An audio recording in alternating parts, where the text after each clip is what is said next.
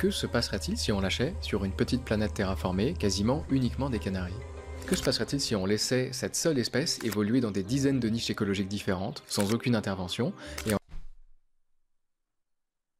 en leur laissant quelques centaines de millions d'années pour évoluer? Qu'est-ce que ces canaris deviendraient? Voilà l'expérience que propose Serena, aussi appelée Serena, une histoire naturelle du monde des oiseaux, un site internet qui propose la lecture d'un projet d'évolution spéculative uniquement en texte et en dessin.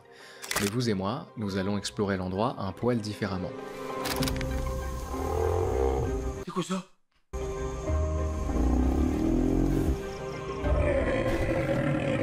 Oh mais là on est dans Arc là.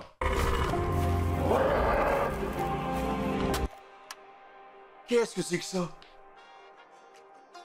Avant de nous y mettre, permettez-moi de vous présenter le partenaire éducatif de cette vidéo, Duolingo. Et on va pas skip.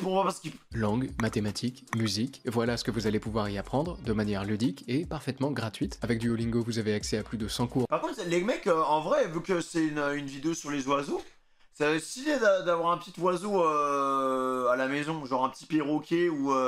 D'ailleurs, attendez. Il y a un truc que je comprends pas. Je viens de prendre de recul sur un truc là. On en parle il y a des oiseaux qui parlent. Je viens de capter. Les mecs, le perroquet il parle. Le perroquet il peut parler comme nous. Mais c'est pas normal. Est-ce que quelqu'un a fait des recherches là-dessus pour savoir le pourquoi du comment un perroquet parle? Il imite. Ouais mais j'ai déjà vu des perroquets qui savaient répondre. Hein. Genre le maître il posait une question et le perroquet il répondait à sa question. Et si vous dites que les perroquets savent pas ce qu'ils disent, bah vous respectez pas les perroquets. Cours dans 41 langues, l'anglais, l'italien, le latin, le C'est zoulou, une folie de autant pas vous dire que vous respecter avez les de quoi perroquets. faire, et ce de manière divertissante. Apprendre avec Duolingo, c'est apprendre en jouant. Vous avez accès à des quêtes, Attendez, je vais préparer le chat GPT sur le côté parce que je sens que je vais avoir des questions sans réponse, ça va m'énerver. à des défis, des ligues, des classements. Chaque leçon est une étape de votre aventure, Grave, une t'as étape capté ludique l'idée. et courte. Un bon mélange entre hype et suspicion, c'est exactement ce qui fait cliquer. Si tu balances une miniature où t'es choqué, plus une image clean de la Switch 2 avec un gros point d'interrogation ou un dessus, t'as la recette parfaite. Tu veux que je t'aide à écrire l'accroche ou la description aussi?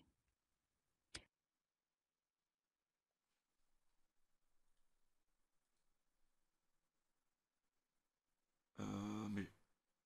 J'ai pas parlé? Je suis même mute. Duolingo s'assure que, où que vous soyez et quel que soit le temps dont vous disposez, vous puissiez apprendre. Quand vous avez 5 minutes à tuer, dans le métro, dans le canapé, en salle d'attente, hop, on sort le téléphone, on franchit une étape et on passe à autre chose. L'objectif c'est de progresser, en anglais par exemple jusqu'au niveau B2, en vous amusant, à votre rythme, un pas après l'autre, quel que soit l'objectif. Un voyage, un examen, une envie de s'ouvrir à une autre culture, et maintenant même de s'ouvrir à plus. Après les langues, Duolingo permet désormais l'apprentissage de la musique et des mathématiques. Entraîner son oreille, lire une partition, apprendre ou réapprendre à calculer, tout ça c'est gratuit et dans votre poche. Si vous êtes intéressé, je vous invite à faire un tour dans la description, vous y trouverez de quoi commencer votre aventure. Ceci étant dit, retour à la nôtre. Voilà Serena. Elle est belle, hein? Son adresse cosmique nous est inconnue, on n'est même pas certain qu'elle se situe dans notre galaxie. Ce qu'on sait en revanche, c'est qu'initialement Serena c'est une lune. Plus précisément, c'est la lune d'une planète géante gazeuse dans la zone habitable d'un système stellaire lointain, une lune qui fait les 2/3 de la taille de notre Terre. Un beau jour, une entité dont nous ignorons tout et que j'appellerai l'autre, entreprend de terraformer cette lune de manière à lui donner des caractéristiques similaires à celles de notre Terre à nous. L'objectif, c'est que cette lune initialement stérile puisse, à terme, accueillir de la vie. Pour cela, l'autre entreprend la formation d'une atmosphère similaire à la nôtre, il stabilise la rotation de la lune et l'incline légèrement de manière à reproduire les saisons et le cycle jour-nuit que nous connaissons bien. Les terres de Serena forment au début un supercontinent unique appelé Cyrus, en forme d'arc reliant 5 grandes masses terrestres par des isthmes étroits. C'est astucieusement pensé de la part de l'autre puisque ce pont continental va permettre à la faune et à la flore introduite de se disperser partout sans barrière océanique. Ok. À l'établissement de la biosphère, le climat de Serena est chaud et humide, l'atmosphère est riche en oxygène et entretient un climat tropical généralisé d'environ 16 degrés de moyenne. Aucune calotte glaciaire n'existe, seules les extrémités polaires connaissent un froid hivernal modéré, le reste du globe étant un vrai jardin d'Éden tropical, favorable à la vie.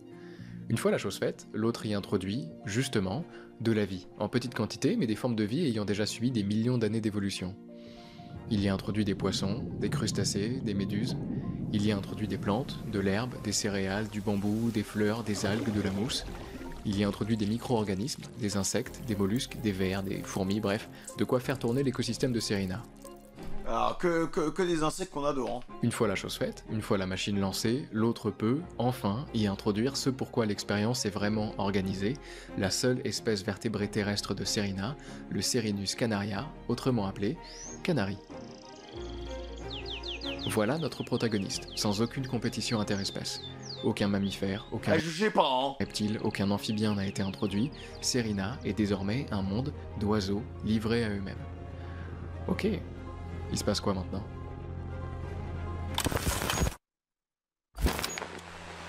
Il va manger, il va faire sa vie, non? Eh ben, ça mange. Et ça se reproduit, en masse. Eh ouais, les canaris ont une quantité quasiment illimitée de nourriture et aucun prédateur, forcément les choses vont vite. Ils se nourrissent de graines, de jeunes pousses de plantes et chaque couple de canaris peut produire plus de 15 oisillons par an. Ok, Ah oui, ça y va, hein. schéma. Un canari mâle, un canari femelle. Dans le corps de l'un et de l'autre, il y a de l'ADN. En gros, c'est la recette génétique de chacun. Quand le mâle crée un spermatozoïde, la moitié de sa recette génétique à lui est copiée à l'intérieur. Quand la femelle crée un ovule, la moitié de sa recette génétique à elle est copiée à l'intérieur. Et quand le spermatozoïde... Attends, mais en fait, on copie... Attends, ça c'est que pour ces oiseaux-là, mais c'est pas valable aussi pour nous. Genre, nous, on copie pas la moitié comme ça, non? C'est beaucoup plus complexe que ça, non? Genre là, il y a la moitié de mes stats, je vais les donner à mon gosse. Allô? J'ai une question. Ah, et attends, il y a une araignée. Attends 2 secondes, attends 2 secondes. Frérot, tu m'entends? Oui, je t'entends, frérot. Vas-y, écrase-la ou évite-la comme un vrai ninja. Dis-moi dès que t'es en sécurité. Je suis là, je bouge pas.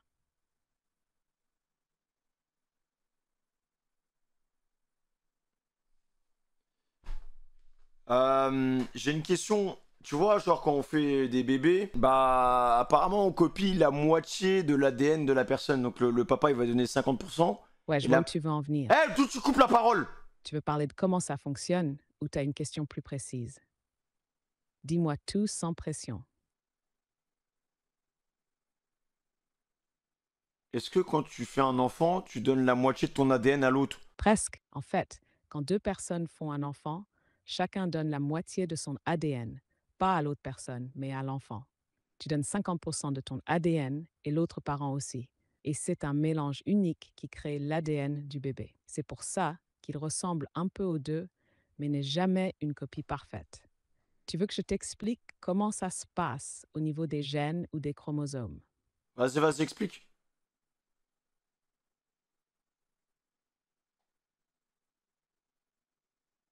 Explique ta grand-mère!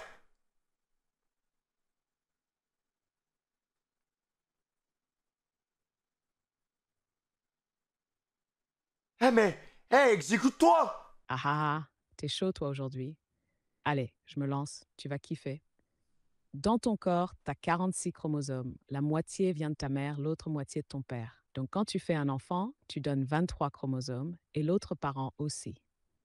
Ces 46 chromosomes vont former un nouvel être humain avec un ADN complètement unique. Chaque chromosome contient des milliers de gènes et ce sont ces gènes qui codent les traits physiques, le comportement, certaines maladies, la couleur des yeux, etc. Et comme les gènes sont mélangés de façon aléatoire, même des frères et sœurs peuvent être très différents.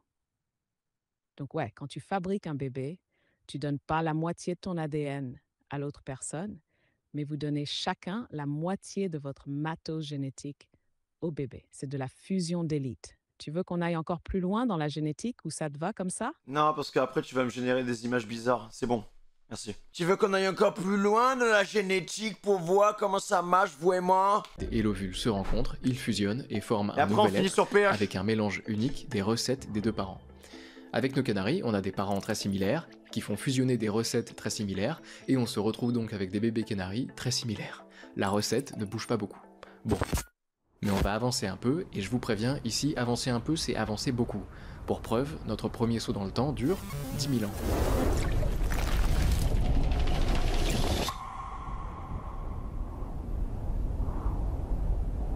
Après plus de 7000 générations, les canaris se répandent lentement sur les 5 grandes masses de terre. Et malgré le peu de temps passé, on peut déjà voir apparaître des différences notables entre certains canaris. Sur les plaines d'Antsika, on trouve de grands canaris aux plumes grises et blanches, solitaires, assez grands pour briser l'enveloppe de graines de tournesol de la taille d'amande. On trouve de petits canaris rouges qui se rassemblent en groupe pour picorer de jeunes pousses. Et t'imagines, t'arrives sur une planète, il y a genre des millions d'oiseaux. Quel enfer. Dans un monde sans arbres et sans buissons comme l'est Serena après 10 000 ans, la plupart des canaris construisent leur nid à même le sol, comme cette femelle qui rentre à la maison après des heures de recherche de nourriture. Le problème, c'est qu'en arrivant devant son nid, elle retrouve ses œufs détruits, coquilles, brisés. À quelques Ah mètres de merde. là, on trouve, discret, un canari qui observe la scène. L'un de ses ancêtres, plutôt que de courir et de chasser des insectes, a mieux survécu en allant simplement manger les œufs des autres, Oh le salaud. non protégés à même le sol. Ça a fonctionné, les gènes se sont transmis, quelques dizaines ou centaines d'années sont passées, et voilà, on a une population de canaris spécialisés, des canaris mangeurs d'œufs. Déjà, Serena perd son innocence. Les canaris ne sont plus tout à fait en sécurité. Mais dans Au sein même des Canaries, il y a des traîtres. mis de côté, comment toutes ces différences sont possibles? Pourquoi 7000 générations après avoir introduit une seule espèce de canari, qui se transmet la même recette en boucle, on trouve autant de diversité? Ça, c'est l'évolution, à savoir le processus par lequel les espèces vivantes se transforment et se diversifient au fil des générations. Et c'est l'occasion pour moi de dépoussiérer le concept. Quand j'entends parler d'évolution aujourd'hui, déjà soit on la remet complètement en question, soit j'ai presque l'impression qu'on me présente une créature consciente, une sorte de petit dieu, comme si Mère Nature prenait forme et en fonction des environnements et des événements, décidait de modeler une créature de telle ou telle façon. C'est vraiment comme ça qu'on en parle, comme d'une force intelligente. C'est tout le contraire. Déjà, l'évolution, c'est pas une entité dotée de conscience, c'est un processus complètement aveugle, affreusement lent et fondamentalement chaotique. Et c'est tout aussi magnifique. Retour à notre couple. Si les canaris se transmettaient en boucle des gènes dont les versions étaient identiques, même en piochant au hasard dans leurs réserves, il n'y aurait pas de changement. Nos canaris jaunes de 11 cm et de 15 grammes resteraient des canaris jaunes de 11 cm et de 15 grammes. Non, ce pourquoi l'évolution fonctionne comme elle fonctionne, c'est l'erreur. La mutation. En gros, dans le code, quelque chose dysfonctionne. Il y a une modification aléatoire de l'ADN d'un canari. La recette a changé de manière complètement inattendue. Ces erreurs de code, ces mutations, elles peuvent se produire pour plusieurs raisons.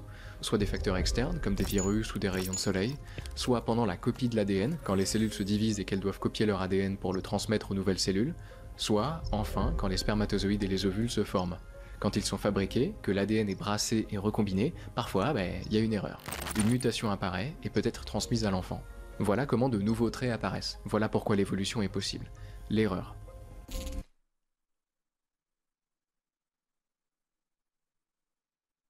Je suis une erreur du coup? J'aime pas ce terme. Je suis pas une erreur moi, hein. Je suis comme tout le monde. Hein? Un membre plus court, des ailes plus larges, une couleur différente, ça peut être Une couleur différente.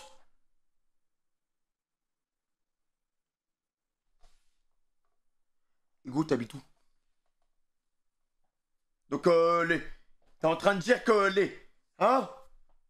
Les gens d'une autre couleur, c'est des erreurs. C'est ça le concept.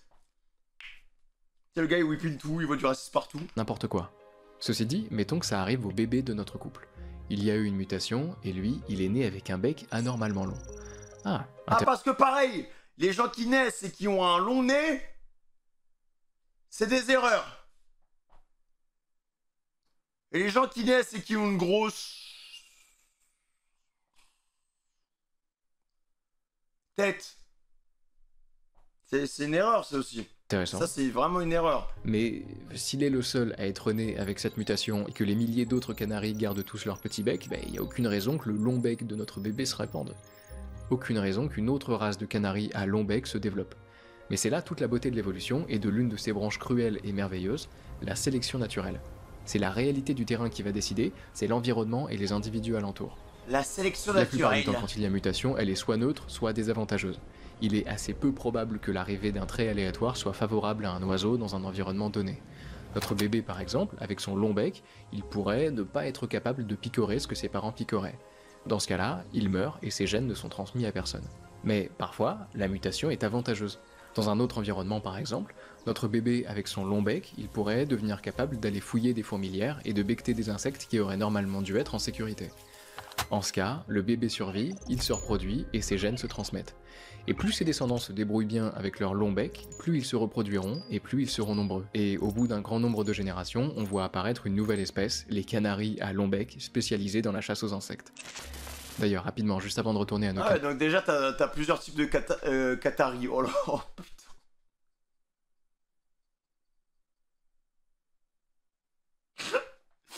Les Qataris long bec. Les Qataris qui volent les œufs. Ouais, qu'est-ce qu'une espèce et qu'est-ce qu'une race? Une espèce, ça regroupe des animaux souvent différents, mais toujours capables de se reproduire. Genre. Donc, si deux individus, même visiblement très différents, peuvent J'ai niqué la vidéo, les gars. Moi, j'ai niqué la vidéo. Maintenant, je vois que des Qataris. Qu'est-ce qu'une espèce et qu'est-ce qu'une race? Une espèce, ça regroupe des animaux souvent différents, mais toujours capables de se reproduire. Donc, si deux individus, même visiblement très différents, peuvent se reproduire et que leurs enfants peuvent se reproduire, ils appartiennent à la même espèce. Une race, c'est un concept un poil plus controversé, mais sur le papier, c'est un peu comme si une espèce était en train de se séparer en deux, mais pas totalement. C'est généralement pas une classification biologique officielle, mais c'est plutôt une distinction au sein d'une population. Bon, voilà comment les choses avancent. Pas de projet de mère nature, pas de sélection artistique, pas de grands dessins, simplement du désordre et du temps. Voilà l'évolution.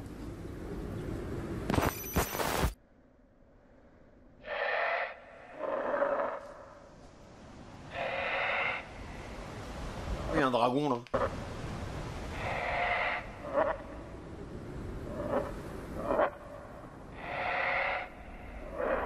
15 millions d'années après le lancement de l'expérience, le long de l'équateur, au centre de l'océan, se trouvent les îles Kiran. Des îles sur lesquelles vivent notamment l'une des plus grandes espèces d'oiseaux de Serena. Les... Ah oui d'accord, bah ils ont bien grossi les Canaries. Hein. Ils sont beaucoup plus gros qu'avant. Ces oiseaux sont très grands et très gros. Leurs ailes sont atrophiées, complètement inutiles, et ces deux traits, très grands et ailes atrophiées, ne sont pas étonnants étant déjà étudiés en biologie. Voler quand on est un oiseau, ça a un sacré coût énergétique. Donc, si notre oiseau vit dans une zone dans laquelle ne se trouve aucune menace qui nécessiterait de fuir rapidement, la sélection naturelle peut favoriser la réduction ou la perte du vol, ce qui peut permettre à ces oiseaux de consacrer plus d'énergie à d'autres traits adaptatifs comme la croissance corporelle, la ponte d'œufs plus gros, etc. Et sur Kiran, les trapus n'ont pas de prédateurs, donc pas besoin de fuir rapidement, donc disparition progressive des ailes et proportion massive. C'est horrible, t'imagines, tu perds la capacité de voler, c'est trop nul. Jusqu'à 3 mètres de haut et 400 kg. Ils bougent lentement, ce qui ne pose aucun problème, personne ne les chasse, ils peuvent se contenter de manger ce qu'ils trouvent, des pousses, des noix, des feuilles. Beaucoup de feuilles, ce qui provoque un cycle intéressant. Les trapus, au fil des millénaires, deviennent de plus en plus grands pour atteindre les feuilles en hauteur, et les arbres, de leur côté, deviennent de plus en plus grands pour échapper à l'appétit des géants. Ils se tirent littéralement vers le haut. Ceci dit, il y a bel et bien un danger pour ces grands oiseaux. Ou plutôt, il y a un danger pour leurs petits. Quand ils sortent de l'œuf, ils sont complètement vulnérables. Le père n'est jamais là, il passe son temps à manger. La mère, en revanche, reste avec eux pour les protéger et les nourrir. Comme par hasard, les papas ils sont jamais là, les gars, c'est bizarre ça. Hein. Généralement plusieurs jours à côté d'eux, dédiés tout entière à ses enfants. Mais au bout d'un moment, la mère doit partir pour se nourrir. Et très vite, en voyant l'immense silhouette de la génitrice s'éloigner de son nid, s'approche, lentement, une horde de créatures bleues aux reflets roses, cliquetantes et agitant leurs pinces, des bernards l'ermite terrestre, qui n'attendaient qu'une chose depuis des jours, que les petits soient seuls. Ça va les raquettes là. Les bernards l'ermite avancent et prennent le nid d'assaut. Les petits se rassemblent, forment un bloc, essayent de se positionner le plus au centre possible pour éviter les coups de pince, et s'ils y arrivent un moment, au bout d'un certain temps, les bernards l'ermite arrivent à attraper une patte ou une aile et à tirer l'oisillon le plus faible pour le dévorer entièrement. Ah merde! Les petits trapus, nés nombreux pour compenser les pertes, ont 85% de chances de mourir lors de leurs 3 premières semaines d'existence. Ils grossissent rapidement, mais tant qu'ils ne sont pas adultes, ils vivent l'enfer. Ils deviennent très lourds, sur le papier assez gros pour se défendre, mais en pratique incapables de se déplacer avant quelques semaines encore. Pour ces petits-là, c'est encore plus dur que pour ceux qui sont morts plus tôt, parce que quand les bernards l'ermite arrivent, ils sont obligés de se laisser grignoter vivants, un petit bout de chair par-ci, une aile par-là, parfois pendant des jours. C'est horrible! Enfin, finalement, lorsqu'ils grandissent suffisamment et qu'ils sont capables de se déplacer malgré leur poids, ils Par contre là, tu crées des racistes de Bernard l'ermite. Hein. Peuvent se mettre à l'abri. Là, dès qu'ils voient des crabes, une fois qu'ils sont adultes, ils veulent tous les fumer.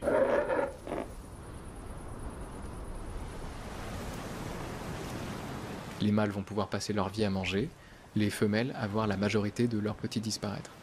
C'est la vie. En tout cas sur les îles Kiran.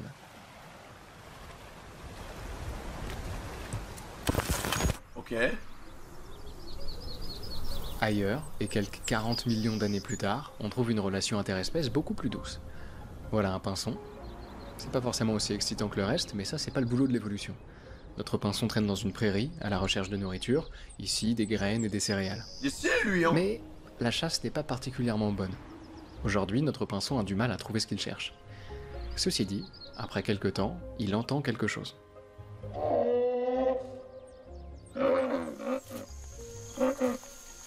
Voilà un échassier de Sérina. Comme le trapu à son époque, c'est lui aussi un oiseau géant herbivore. Enfin là on grimpe encore d'un niveau, puisque l'échassier est capable d'atteindre 12 mètres de haut et de peser plusieurs tonnes. Sa taille le protège de la plupart des prédateurs, c'est souvent pour ça d'ailleurs que certains animaux deviennent si gros, ce qui lui permet de manger en paix. Enfin, en paix, oui et non. Certains échassiers ont de très petites plumes emmêlées qui forment une sorte de fourrure. Une fourrure qui se trouve être l'habitat privilégié de petits insectes, ce qui embête forcément les géants incapables de s'en débarrasser. Comment les gars il peut avoir autant de détails alors que c'est littéralement de l'imaginaire et de la fiction quoi. Mais ils ne sont pas seuls. Après il a dit qu'il se basait sur une œuvre je crois non. Ils ont des compagnons d'une autre espèce que vous connaissez en fait déjà, des pinsons insectivores. Ces petits oiseaux, beaucoup plus semblables au canari original, s'installent régulièrement sur les corps gigantesques des échassiers et picorent les insectes qui leur passent sous le bec. Le corps de l'échassier est devenu une sorte d'écosystème miniature. Son sang nourrit les insectes qui sont dévorés par les petits prédateurs que sont les pinsons, qui maintiennent un environnement viable.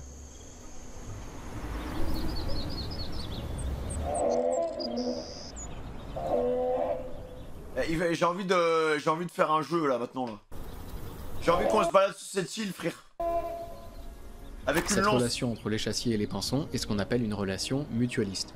Une interaction directe entre deux espèces qui ne leur est pas absolument nécessaire mais qui leur est mutuellement bénéfique malgré tout. Les pinsons ont de quoi manger et les échassiers sont débarrassés des insectes qui peuplent leurs plumes. Parfois le duo se permet des explorations dans les forêts de bambou dans lesquelles l'échassier peut manger du bambou et les pinsons peuvent manger des fourmis qui grimpent sur l'échassier pour protéger leur habitat. C'est une jolie relation.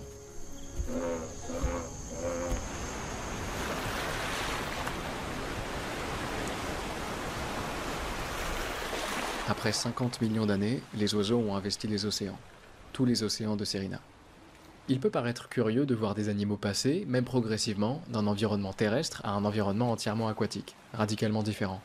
Mais c'est plus ou moins exactement toujours pour la même raison, la nourriture. Certaines créatures terrestres trouvent parfois de la nourriture dans une rivière ou en bord de mer, et pour certaines d'entre elles qui passent de plus en plus de temps dans l'eau à chercher et à trouver de la nourriture, la sélection naturelle va faire son boulot et leur permettre d'y rester un peu plus longtemps, et encore plus longtemps, et toujours plus longtemps, jusqu'à, à terme, après des millions d'années d'évolution, pouvoir y rester en permanence. Ça prend du temps, forcément, mais sur Sérina, la ressource est abondante.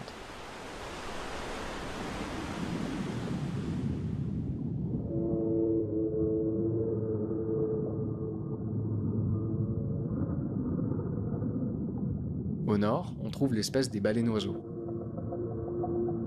De grosses créatures, au nom pas franchement inspiré. What?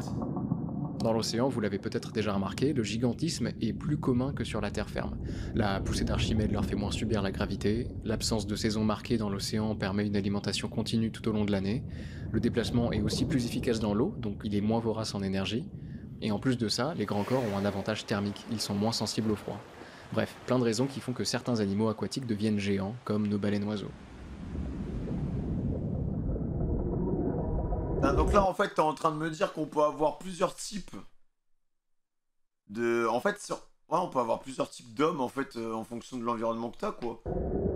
Genre en fait tu peux à la limite avoir des hommes poissons hein. Les mecs tu les fais spawn dans la flotte, ils passent des millions d'années dans la flotte. Ils seront pas pareils. Ces animaux se nourrissent de poissons, de plancton et d'autres invertébrés marins. Leurs ailes ont évolué de manière à servir de nageoires. Leurs corps sont presque totalement dépourvus de plumes, recouverts d'une police, et ils se maintiennent au chaud grâce à une épaisse couche de graisse isolante. Les baleines-oiseaux ont développé ce qu'on appelle des pseudo-dents, des excroissances osseuses ressemblant à des dents leur servant à retenir leur proie, et des structures ciliées sur la langue leur permettant de filtrer le plancton. Et tous ces traits ne sont pas uniques aux baleines-oiseaux.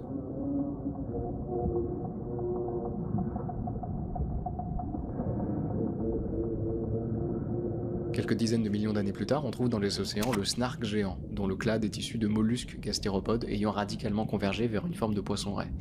Comme le baleine-oiseau, il possède de grandes nageoires et une bouche large avec des structures filtrantes pour capturer le plancton. À la même époque, on trouve aussi la baleine râteau, qui, elle, a évolué à partir d'un des poissons initialement amenés sur Sérina. Cette créature a développé une méthode d'alimentation par fouissage-filtration, en raclant le fond marin, en aspirant l'eau, puis en la recrachant tout en filtrant et en gardant les organismes qui y étaient cachés. C'est rigolo, non? Qu'on ait des organismes issus d'oiseaux, de mollusques et de poissons qui se sont développés de manière similaire. Et c'est pas une coïncidence, c'est ce qu'on appelle la convergence évolutive, quand des animaux différents sont placés face à des pressions sélectives qui les font évoluer de manière similaire. Par exemple, En fait, c'est vraiment Pokémon la vie en fait, hein, les mecs. ici nos oiseaux, nos mollusques et nos poissons, ils ont tous été placés face à des pressions sélectives similaires. L'abondance de plancton dans les mers polaires, la nécessité d'une propulsion efficace en milieu aquatique, etc. Pour les planctons, nos animaux ont tous développé à leur manière un système de filtration pour les piéger. Pour la propulsion, ils ont développé des nageoires à partir de membres différents. Pour les oiseaux à partir de leurs ailes, les mollusques à partir de leurs pieds, les poissons à partir de leurs nageoires. Des espèces radicalement différentes, placées face à des contraintes similaires, se développeront de manière similaire. C'est la beauté de l'évolution.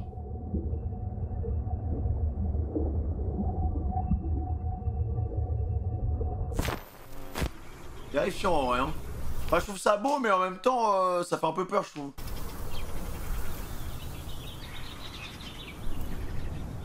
« 100 millions d'années plus tard, il fait bon. En tout cas, il fait bon dans les forêts tempérées de Serena. Dans son terrier, une petite créature, bien au chaud, elle a faim, C'est quoi ça? et ça n'intéresse personne. Plus haut, C'est un petit loup ou quoi là? dans les arbres, c'est une toute autre histoire. Ce moineau-mouette s'occupe de son nouveau-né depuis quelque temps. Mais lui qui vient de rentrer à la maison pour le nourrir, il n'y voit plus son petit. Ça arrive de temps en temps, certains oisillons dégringolent, ils tombent du nid ou des branches sur lesquelles ils étaient maladroitement perchés, et les parents, pour les retrouver, ils fonctionnent à l'ouïe. C'est le cas de cette femelle. En entendant un pépiment familier en bas, elle se précipite au sol et largue un verre dans la gueule grande ouverte de son enfant. Sauf que c'est pas son enfant. La créature qu'elle vient de nourrir, sans le savoir, c'est un gobelin des nids. Gobelin! Attends, là, c'est quoi ce scénario là? Pourquoi il y a un gobelin, frère? Qu'est-ce qu'il vient faire là? Vous faites quoi le chat là ici? Une créature grisâtre, aux longues oreilles, aux doigts crochus, au Qu'est-ce que museau c'est que ça? pointu, la gueule pleine de dents acérées, dont le destin est intrinsèquement lié à celui du moineau-mouette. Quelques minutes plus tôt, quand il a entendu un oisillon tomber du nid piailler pour appeler ses parents, Il est le horrible le gobelin est truc! lentement sorti de son nid, s'est rué vers la source de l'appel et a dévoré le petit. Ah mais c'est horrible en plus. Méchant gobelin! Une fois la chose faite, il a commencé à imiter les cris de l'enfant dont il a fait son repas, mais beaucoup plus fort, pour que son cri à lui couvre celui de potentiels autres oisillons. La mère moineau-mouette, paniquée, accourt et dépose dans la bouche un peu trop grande du gobelin la nourriture qu'elle pense apporter à son petit. Elle nourrit, sans le savoir, l'assassin de son enfant. Ça, c'est ce qu'on appelle du parasitisme aviaire, c'est le fait de tromper d'autres oiseaux pour se faire nourrir. Une composante de ce parasitisme, c'est le mimétisme, l'imitation des signaux visuels et sonores des bébés oiseaux qu'ils parasitent. Cris de mendicité, marques colorées à l'intérieur du bec, battements d'ailes implorants, etc. Ce que ça développe, c'est une sorte de course aux armements évolutive entre gobelins et moineaux. Chaque Ah mais vraiment là, on va... C'est quoi ce clash là de race là? ajustement chez l'un entraîne une contre-mesure chez l'autre, dans une escalade adaptative au fil des générations. Les moineaux développent par sélection naturelle des défenses, ce qui favorise chez le parasite l'émergence de nouvelles ruses. De cette manière, le gobelin et les moineaux évoluent depuis des millions d'années dans une sorte d'équilibre dynamique. Et encore une fois, ces comportements en apparence calculés ne sont en réalité que la succession d'étapes façonnées par le temps et la sélection. Aucune Tu vois, la daronne là, elle se rend pas compte que c'est pas son fils en face là? adaptation n'est consciente, elle est simplement le résultat d'une mutation et du travail de la sélection naturelle. Parce que là en vrai, t'es le gobelin, on est d'accord, la daronne, tu la grailles là. Là, tu te fais plaisir là. Daronne, elle vient, elle débarque, ok, voilà, les sons et tout, mais elle a des yeux, non? Tu vois bien que le petit, il a changé, il a une poussée de croissance ou... Saleté. Regarde la gueule du truc.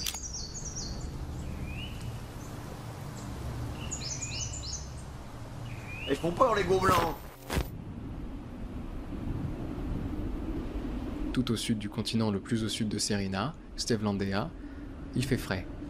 L'air est sec, l'herbe éparse et recouverte d'une fine couche de givre qui craque sans résistance au toucher.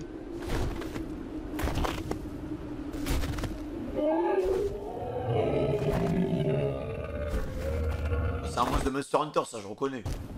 Surtout le toucher du Sérine tirant Goliath. Là, plus ou moins n'importe quoi craquerait.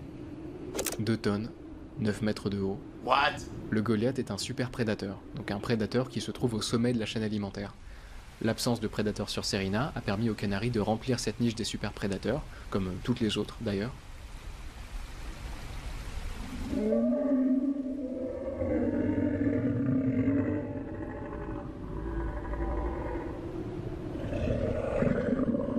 Son cri dissuaderait n'importe quel autre animal d'approcher de son territoire. Et pour le Goliath, c'est l'objectif.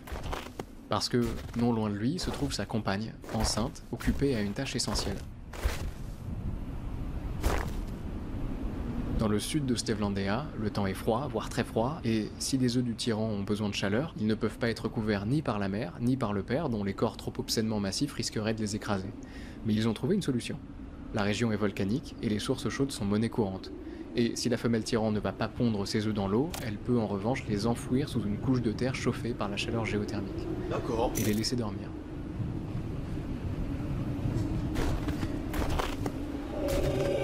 Il fait peur, hein.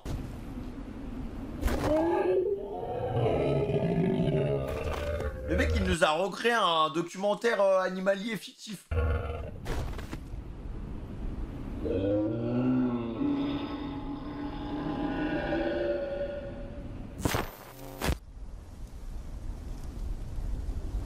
Et c'était pas un kiff là en fait. Première fois, je vais me permettre de revenir en arrière de quelques dizaines de millions d'années. Je casse la règle, mais c'est vous dire l'importance de la prochaine espèce que je veux vous présenter. Nous sommes au sud de l'équateur, dans une forêt tropicale dense, humide et riche en vie.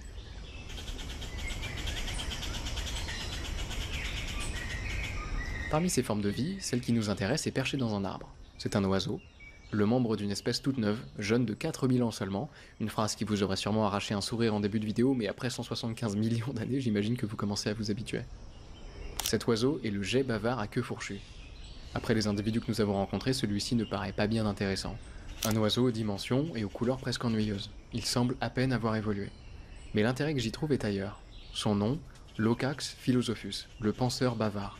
Le cerveau de ce geais pèse seulement 14 grammes, extrêmement léger donc, un cerveau enfermé dans une boîte crânienne qui ne peut pas devenir trop lourde au risque d'empêcher l'oiseau de voler correctement.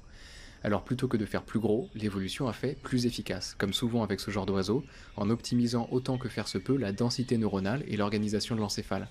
Ce qui permet à ce cerveau, qui ne représente en masse qu'un centième d'une autre, de fonctionner de manière similaire à celui de l'humain. Cet oiseau est très intelligent, autant qu'un humain. Il en est même arrivé à avoir conscience de lui-même. Et si vous voulez savoir comment on passe d'atomes inertes à une entité capable d'avoir conscience d'elle-même, faites-le moi savoir et je vous en ferai un épisode dédié. Notre oiseau, lui, est Ah bah là, faut pas le lancer là-dessus. Hein. attelé à des considérations autrement plus dramatiques. Il est conscient de lui-même, certes, mais il est surtout conscient d'être le dernier membre de son espèce. Parce que cette forêt... Ah merde!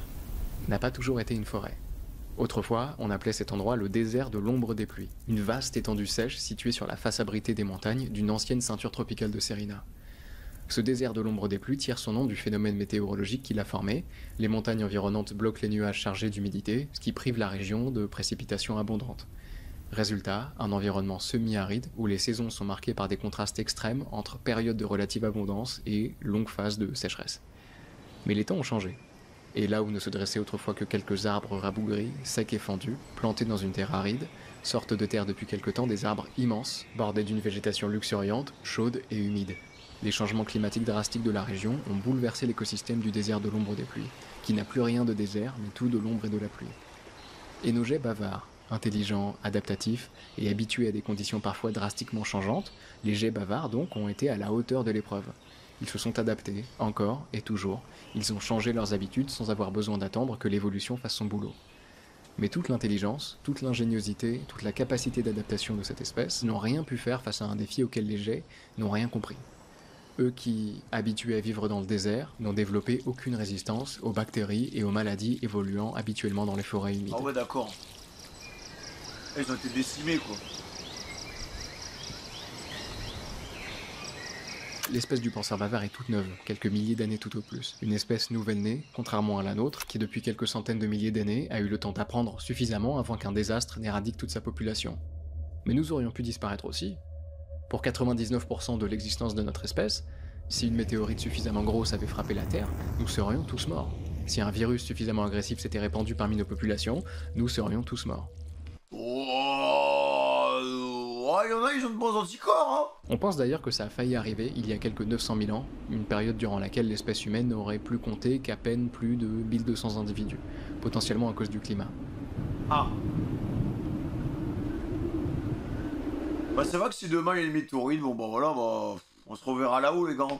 On continuera à faire les mêmes bizarreries qu'on faisait sur Terre, on les fera là-haut. Mais si, aujourd'hui, nous avons les armes pour contrer au moins partiellement ce genre de problème, ce n'est pas grâce à notre génie, c'est grâce, simplement, à la chance. Sans elle, sans le temps qu'elle nous a laissé pour nous développer et penser et trouver, nous aurions pu disparaître face à une menace que nous n'aurions peut-être même pas comprise. Bref, la chance. Une chance que n'ont pas eu nos jets penseurs, qui, un à un, groupe après groupe, sont morts.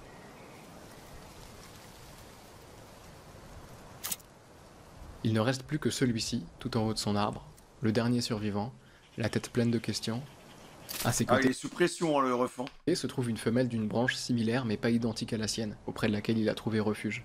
Il peut profiter de la chaleur de sa présence, de la beauté de ses appels, du confort de son groupe, mais ses capacités cognitives n'en restent pas moins nettement plus élevées que celles de ses nouveaux compagnons.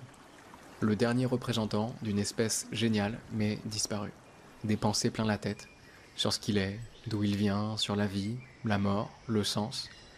Des questions auxquelles En fait, parfois, les gars, c'est bien de pas être trop intelligent. Comme ça, au moins, tu vis, quoi. il ne trouvera jamais de réponse. Parce que là, l'oiseau, il va avoir besoin d'un psy, hein. Le monde n'en a pas laissé l'opportunité à son espèce.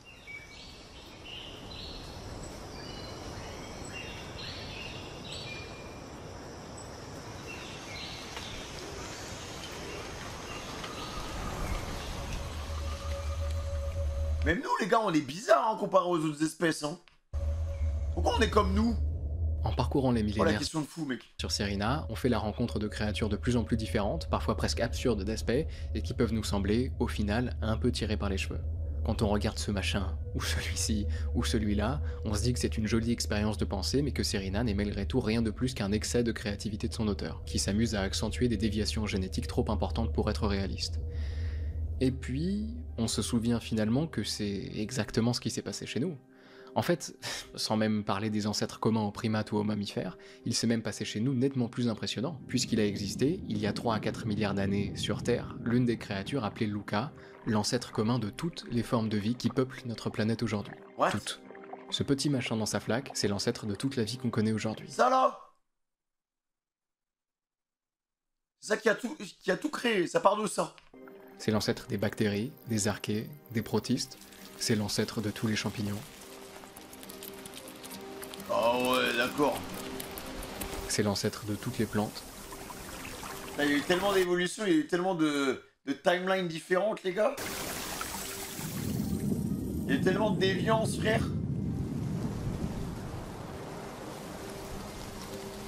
C'est le numéro 1. C'est l'ancêtre, enfin, de tous les animaux. De l'iguane marin des Galapagos et des pinsons qui laissent retirer leur tique, du tardigrade, microscopique, quasiment indestructible, qui entre en cryptobiose pour survivre aux températures extrêmes, aux radiations et même au vide spatial, de la baleine et du requin, descendus d'ancêtres radicalement différents mais devenus des créatures aux très nombreuses similarités, de l'axolote, doté d'une capacité de régénération hors du commun, qui peut repousser des membres, sa moelle épinière et même des parties de son cerveau. Attends, mais pourquoi nous on n'a pas des capacités comme ça? Il y a ça aussi, hein. Ok, voilà, nous on a l'impression d'être des goats, parce qu'on est intelligents soi-disant, mais encore une fois, c'est nous qui avons défini l'intelligence, tu vois. Mais on peut pas faire respawn une moelle épinière, on peut pas faire respawn notre jambe. Du coucou gris, qui déposé par sa mère dans le nid d'un autre oiseau, se débarrasse de sa compétition, du serpent volant, de la sèche, de la crevette menthe, du faucon pèlerin, de l'éléphant, du chimpanzé, de l'humain. Ouais, mais nous, pourquoi on est si différents des autres? Il y a ça aussi, hein. Nous, il y a un truc qui a merdé à un moment, en fait. Il y a un truc qui a merdé, on a fusionné avec de l'ADN de météorites, plus, je sais pas, hein, mais... Notre ancêtre, et l'ancêtre de toute la vie qui nous entoure, c'est ce petit bout de machin flottant, qui a évolué exactement de la même manière que les créatures de Serena, Il y a un truc en s'adaptant à des qui a contraintes câblé. différentes. Où que nous soyons, quelle que soit l'étrangeté des formes de vie qui nous entourent, nous ne sommes entourés que de cousins éloignés. Et ce concept, il est déjà agréable à manipuler intellectuellement. En tant qu'idée, c'est plaisant. Mais là où ça devient vraiment magique, c'est quand on arrive à le ressentir. Ne pas simplement le comprendre avec la tête, mais aussi avec le corps. Vous pouvez essayer, peu importe l'endroit, une chambre, un métro, une rue, un jardin, un balcon. Regardez, voyez les formes de vie qui vous entourent et essayez d'en faire l'expérience avec le corps. Un chat sur un trottoir, un chien sur son coussin. Donc là, genre, par exemple, les gars, l'araignée qui est dans mon local, en fait, c'est ma cousine. On vient, on est frères limite en fait. On part tous du même point, du même starting pack. Après, il y a eu des milliards d'années d'évolution qui font que elle a pris la timeline de l'araignée. Moi, j'ai pris la timeline de l'humain, tu vois. Voilà. Si tu croises un pigeon, en fait, dans la rue, c'est peut-être ton frère, en fait. Une mouche, T'aurais pu être un pigeon dans une autre vie si t'avais pris la même timeline. plafond, une araignée dans un coin de pièce, une limace sur le goudron, un papillon sur une fleur, et puis la fleur, un arbre, un brin d'herbe. Regardez-les pour de vrai et ressentez avec le corps que la seule chose qui vous différencie, c'est que vos ancêtres ont suivi des chemins différents. Voilà, c'est ça. Mais qu'en remontant assez loin, nous avons absolument tous le même papy. Nous nous sommes entourés, littéralement, que des membres de notre gigantesque famille. T'es en train de me dire que là, quand on tue des animaux, et ben en fait on tue nos frérots. Ah ouais. Hein. Ah bah là, les gars, voilà, les gendarmes que t'écrasais quand t'étais au collège, les fourmis que t'écrasais quand t'étais au primaire, t'as même des fous qui mangeaient des fourmis. Vous êtes des monstres. Vous êtes des monstres. Vous avez, là c'est même pas du racisme, hein. C'est pire que ça. C'est vous tuez vos frères. Vous tuez votre famille. Mais après, en fait, on a besoin de tuer nos frères pour vivre. Voilà, genre, parce qu'en fait, la petite mode de paille, le petit truc de blé, là, tu vois, le petit truc de blé, bah, c'est ton frère. Mais t'as besoin de ton frère pour vivre. Faut bien manger.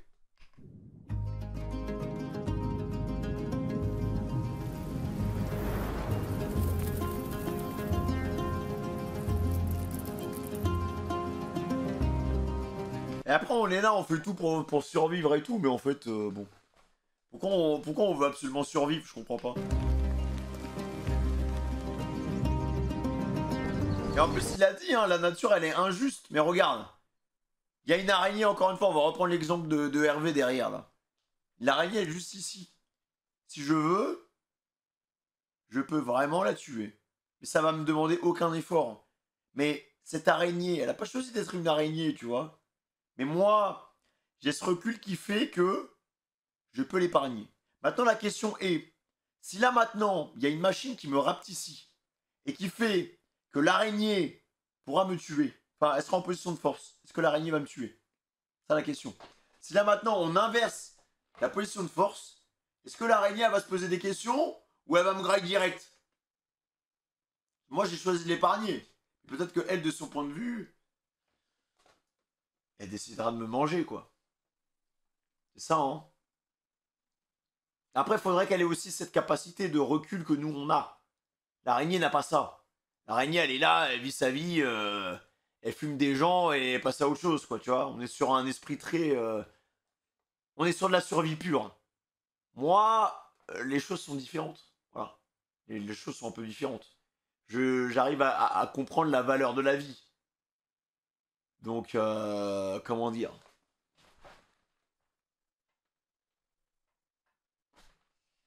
Comment dire? Voilà quoi. C'est du pur instinct. Ouais, mais nous aussi, on a un petit instinct animal. On a un petit instinct, nous.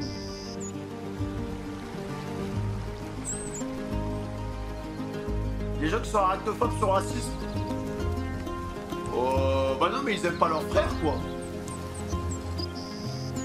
Là, on part tous du petit boule bleu, là.